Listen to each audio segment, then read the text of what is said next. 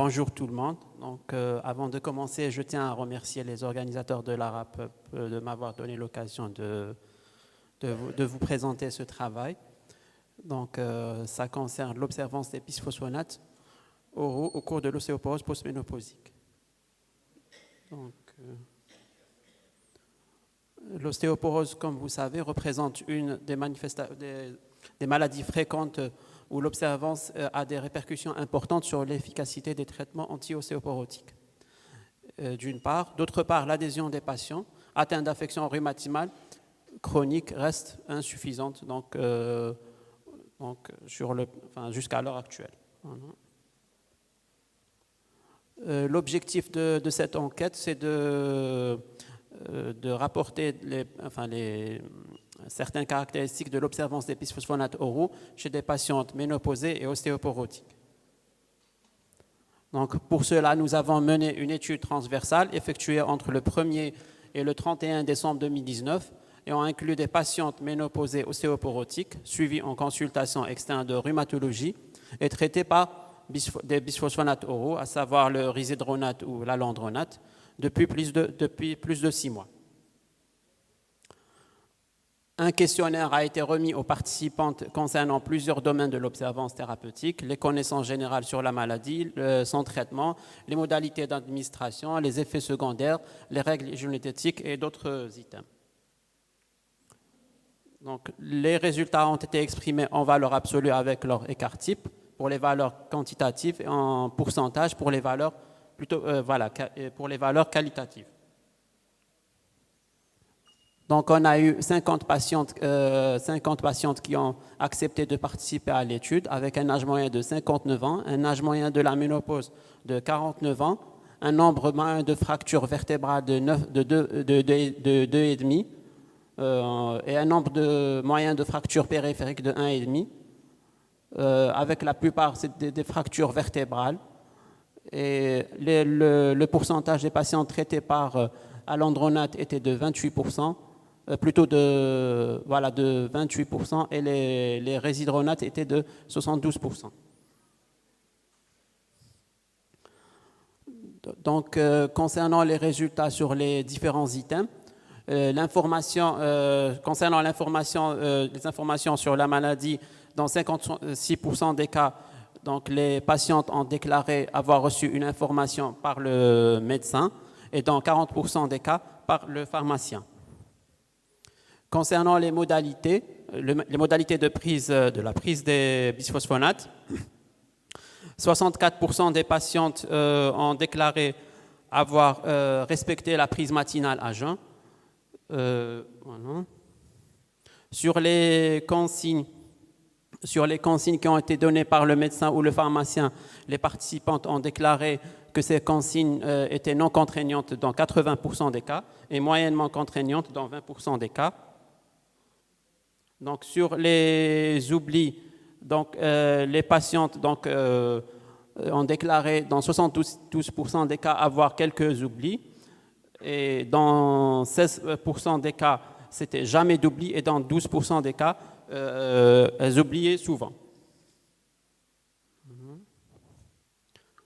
Le rappel sur la prise médicamenteuse était fait de façon automatique, c'est-à-dire par les patientes elles-mêmes dans 36% des cas, par l'entourage dans 32% des cas, et utiliser une astuce pour le rappel, c'est dans 25% des cas.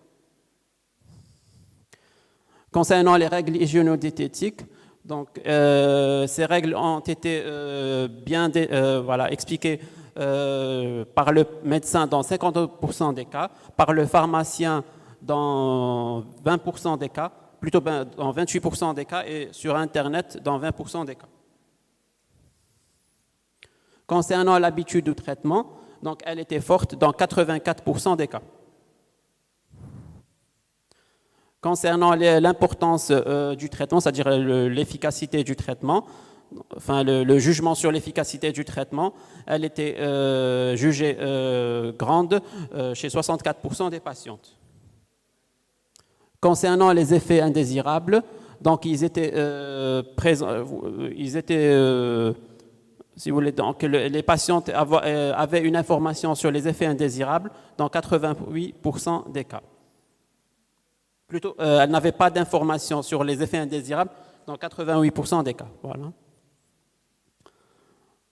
Donc l'observance correspond au degré de concordance entre le comportement du patient en termes de prise médicamenteuse, c'est-à-dire le respect du rythme et des modalités de prise, et la prescription médicamenteuse.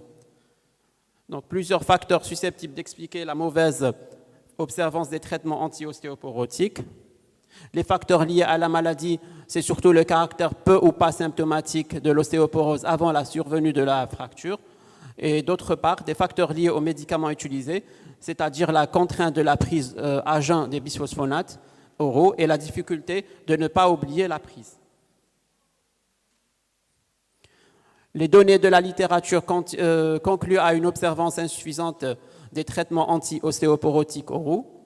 Dans une étude française menée en 2014, il y avait un suivi de 120 patients ostéoporotiques sur 3 ans à partir de janvier 2013 par des questionnaires donc, fournis par les médecins et les pharmaciens.